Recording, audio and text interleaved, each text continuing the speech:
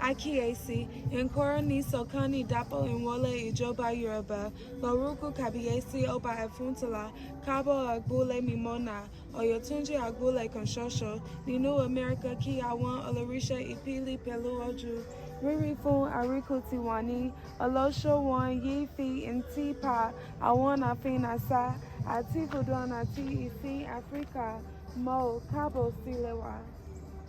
Awesome. This is a place all of our ancestors been through. So before coming in for the first times of the day, we stop here and we keep the earth and we give thanks to the ancestors. We give thanks to the ancestors because we know without them we wouldn't be. And a few years ago, this building was burned down. This is the Oyo Horseman. It's now being renovated and added to. And when you look up, you can see it's one of the only two-story buildings till you get deep into Bluefield. A lot of balls, seminars, parties, and our president, our king, he's really big on the community, so a lot of community events as well take place there. Over here is the market where we got in between.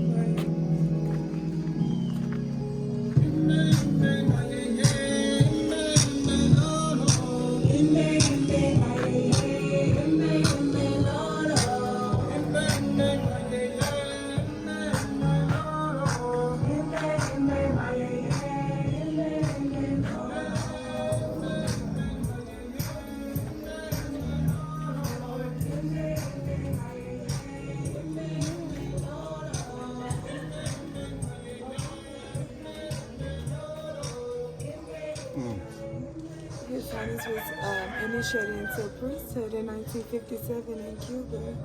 When he went to Cuba, they told him, "No, your ancestors aren't going to allow us to let you leave without giving you everything you came here for. But please do not take the tradition back to the Americas.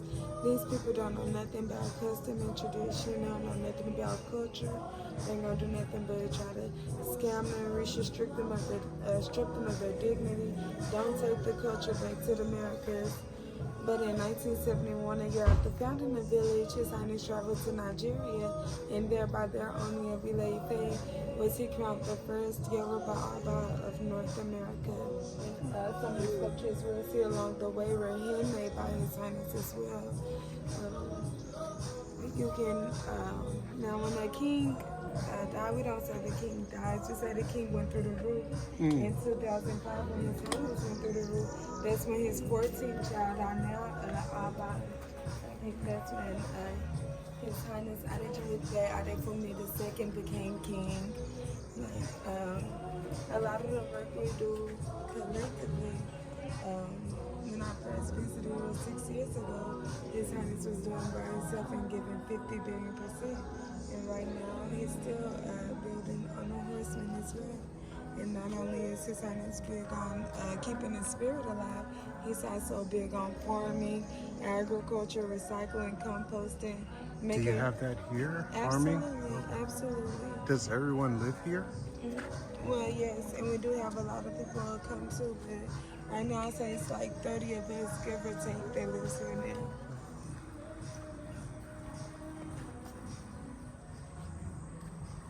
Here we have the Temple of Eshu Elegba. Eshu Elegba is the Orisha of luck and also Lord of communication. He sits at the crossroads and he's the opener of our pathways and doors. And so first, before everything, we give to Eshu. A lot of people like to say that Eshu Elegba tricked them, but Eshu being at the crossroads and sent from every direction is very thorough.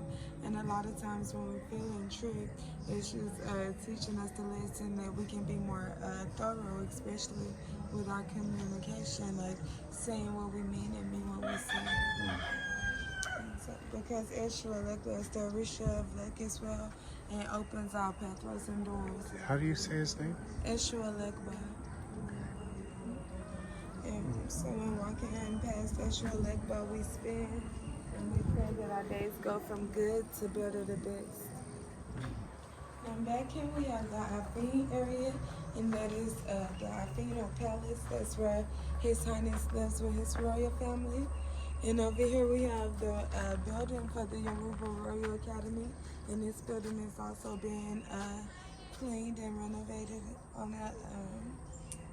And right now we're doing school inside the media center. The Yoruba Royal Academy is an accredited school.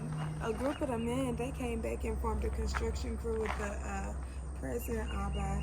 So you'll see a lot of stucco and bas relief work from them, and also the tin. We have those from His Highness mom's side of the family, those of the Oyewole clan, and we also have those from His Highness dad's side of the family, those of the Aladohuno and Adefumini clan, making the President Abba Adefumini the second. You can't go in there? Not inside, but you can step up and look inside. The paintings on the wall are some of the ancestors. When having ancestor finds, it's good to have pictures and names of some of those ancestors. Now over here we have the Temple of Shango, Elisha Shango. Still to this day, he's known as the Orisha, Thunder and Lightning. And there's a Shango Baptist Church in Trinidad. Now, Kabiesi just means he who cannot say no to, and it's not like somebody got a gun to your head or strings attached to your arms and legs forcing you to say yes. It's just that divine masculine energy making naturally a sycophant to it. Like we even have Ogun. Ogun was first king, but even Ogun is naturally submissive to the Shango energy as well. Here we have Mama KK. Mama KK was one of the first African American women to get initiated into priesthood when she became a priest of Oshun in Harlem. Chief Owolowo was a self-taught linguist, and he taught us how to speak the Yoruba language so we can not only teach our children but also speak to the ancestors and the Orisha in the language that they're accustomed to. A lot of the songs and chants that we do now were written by Chief Owolowo, and he was one of the first to be initiated on this land when he became a priest of Obatu. When Chief Owolowo was finished with political life, he and a group of his followers, they came, petitioned the first Abafa land, started chopping down trees and pulling up stumps, and he became a priest of Yemanja. With Obatula, we have the Onile, and the Onile is the patroness of the Ogboni. Like here we have a lot of chiefs, priests, babalawos, people that lived at the village. Thank the heavens we have a righteous king, because in places they don't have a righteous king, it would be the job of the Ogboni to be like, oh no, off with his head, take him to the woods. Like, we couldn't decide anything like that. They're our parliament. And right now the Ogboni consists of 5 female and 7 male chiefs. Now here we have the Elisha Olokun, the Temple of Olokun. Olokun is one of the wealthiest Orishas. His number is 4. His colors are white, chalk, and coral. He is the patron of the bottom of the ocean. And Olokun is also the Orisha that brings humanity to physical phenomena. Like, for example, I would be considered woman and you man, but we all came from both mom and dad, but we're not walking around saying, hey, I'm man and woman. Yeah, Olokun does, and you'll hear a lot of people paying respect to Olokun for being their mother and being the mommy waters of the ancestors that decided to go to the bottom of the ocean versus coming to the Americas. I like to ask everybody, what does Olokun's image remind them of? The mermaid with the 2 tails. A wealthy beverage place. A wealthy beverage place? What, Heineken? I don't know. Starbucks. And they invoke the more feminine aspect of Olokun. Do you have any questions or anything? No, I'm all ears.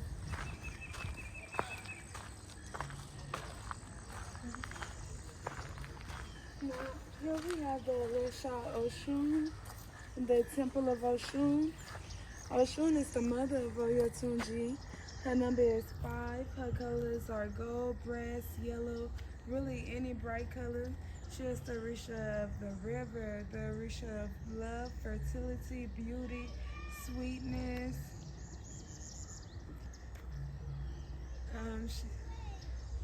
Oshun gives her special protection to young girls and married couples. It is said that Oshun cures the child and does not charge the father. She is the mother of OYOTUNJI. A lot of times people come to Oshun for prayers of fertility, or a spouse. And me personally, I go to Oshun and I take some honey.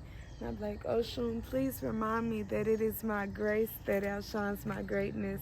Because, it's so easy to be amazing, but it's also easy to get nasty. I'm like, please help me keep my grace. There you go. Ogun is the Yoruba Orisha of Iron and War, and he's also patron of the Men Society. And the Men Society here in OYOTUNJI is called the Icon Country. In order to join the Icon Country, you have to walk to Beaufort and back in one day, prove you can swim deep in the ocean, and make shelter in the woods and sleep in it overnight without using hammer and nails. Then they have a few other things that they do that they don't let the women know they do. And with Ogun, we have Ochosi. And Ochosi is the Yoruba Orisha of law and courts. Like they say, we have a disagreement amongst ourselves here that we can't just talk out. We'll take it to the Orisha.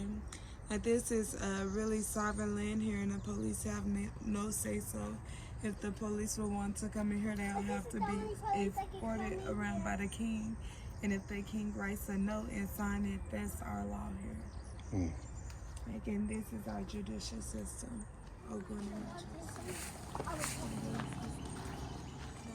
Oh yeah, it's the mother of hurricanes, tornadoes, really any strong wind. She is the favorite wife of Shango and also keeper of the graveyards. Here we have the Mama Loja temple.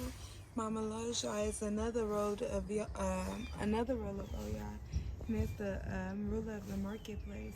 I know a lot of times, especially when dealing with work, it's so easy for us to half step or do less than our best, make excuses, or not even do nothing, just quit on it. But as long as we do our best, their Oya energy will carry us as well, their Mama Loja energy. And over here is the Ileiku. A lot of time people don't even say their ancestors' name, don't even want to think about them because they miss them so much.